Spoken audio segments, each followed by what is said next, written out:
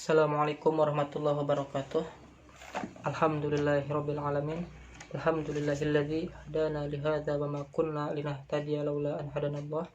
Asyhadu an la ilaha illallah wa asyhadu anna Muhammadan abduhu wa rasuluhu la nabiyya wa la rasula ba'da. Allahumma shalli ala sayyidina Muhammad wa ala ali sayyidina Muhammad. Alhamdulillahirabbil alamin. Kita bisa berjumpa kembali ya para sahabat berbagi. Baik, pada kesempatan kali ini, pada video kali ini kita akan membahas mengenai tempat tinggal jin ya, tentang tempat tinggal jin. Dan pembahasan ini masih tetap ada pada sumber yang sama, yaitu terjemahan kitab Wiqayatul Insan Minal Jinni Wasyaiton.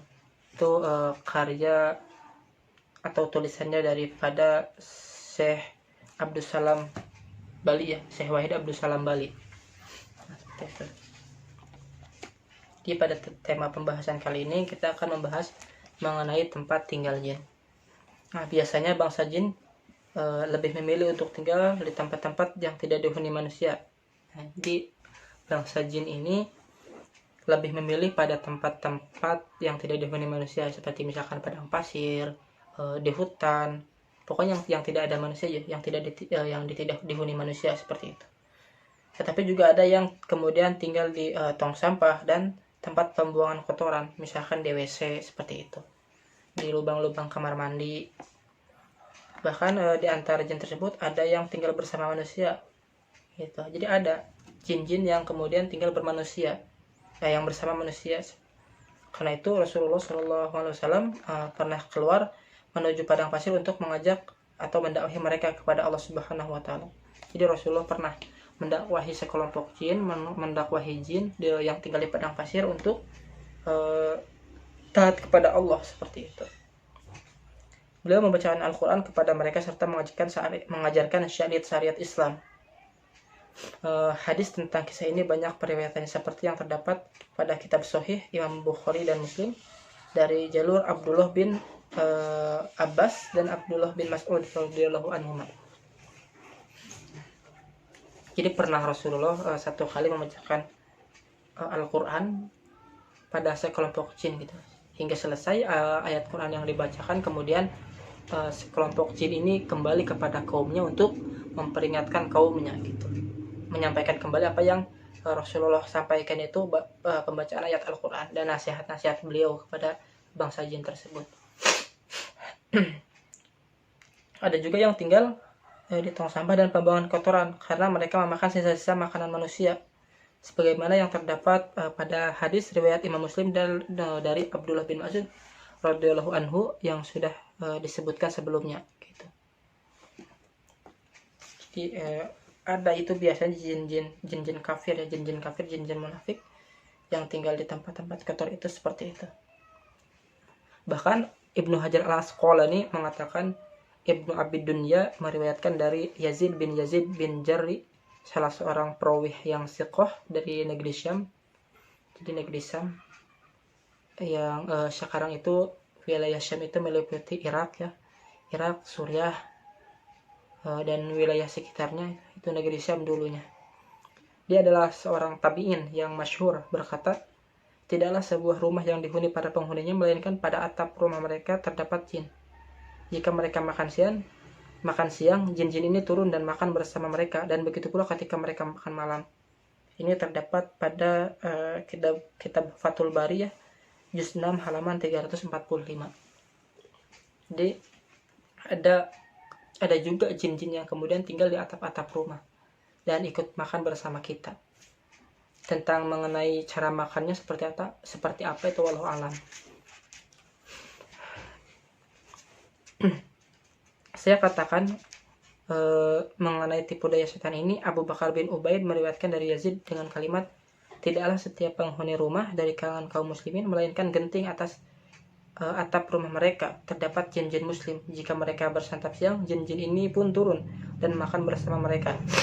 Jika mereka makan malam, jin-jin ini juga ikut makan bersama mereka. Allah menjaga mereka dari melihat jin-jin ini. Jadi jin-jin muslim ini tinggal di atap-atap rumah kita, terkadang tinggal di atap-atap rumah kita dan ikut makan bersama kita, baik makan siang ataupun malam. Tetapi Allah menjaga mereka, jin-jin muslim ini, dari pandangan kita gitu. Jadi kita tidak bisa melihat mereka gitu. Ada juga jin yang tinggal di WC atau kamar mandi.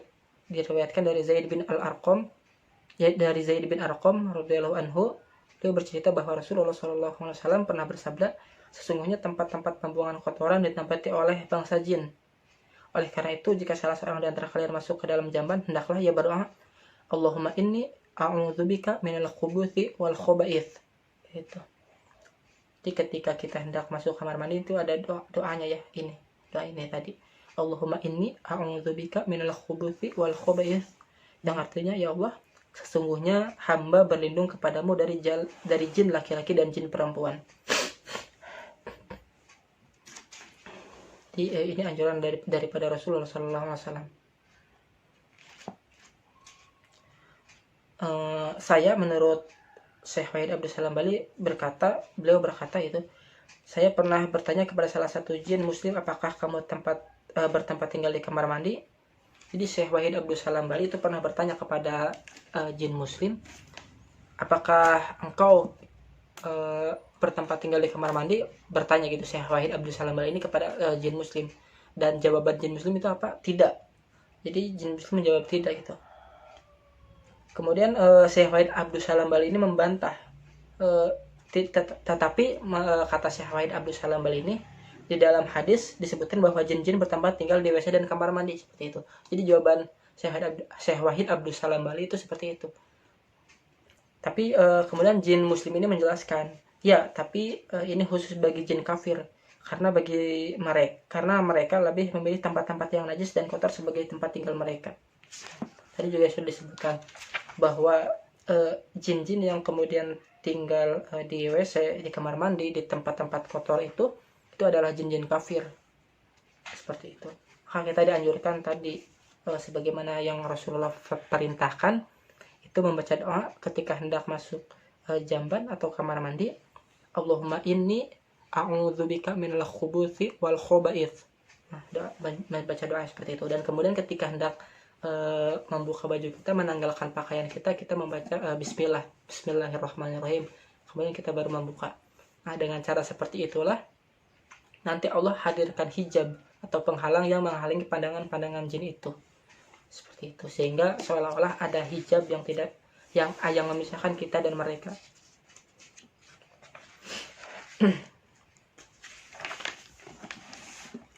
Menurut saya, kata Syekh Wahid Abdul Salam Bali, bisa jadi perkataannya itu benar, sebab saya pernah memperhatikan jin-jin kafir sangat membenci harum-haruman dan bau yang sedap, khususnya minyak kasturi. Sementara jin-jin muslim sangat menyukai aroma-aroma seperti itu, persis seperti kaum muslim dari kalangan manusia. Jadi jin-jin kafir itu sangat membenci harum-haruman, terutama minyak kasturi ya, terutama minyak kasturi. Nah, bangsa jin biasa menghuni gedung-gedung dan kamar-kamar. Imam An-Nasai meriwayatkan dari Qatadah dari Abdullah bin Sirjis, ia berkata Nabi Muhammad SAW bersabda, la yabulanna ahadukum fil hijr. Janganlah salah seorang di antara kalian kencing pada liang-liang. Jadi ada larangan daripada Rasulullah SAW kepada kita untuk buang air atau kencing pada liang-liang. Misalkan di tempat umum, di lapangan atau ada liang-liang, tidak boleh ya, seperti itu. Karena dimungkinkan di sana menjadi tempat tinggal jin. Kemudian mereka bertanya kepada Qatadah pada saat itu ya, mengapa kita dimakruhkan untuk kencing pada liang-liang? Dia menjawab, karena liang-liang merupakan tempat tinggal jin. Nah, gitu.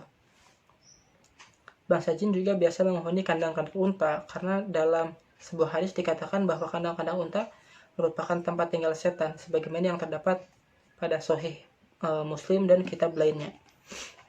Jadi kadang-kadang bangsa jin juga tinggal di kandang-kandang unta.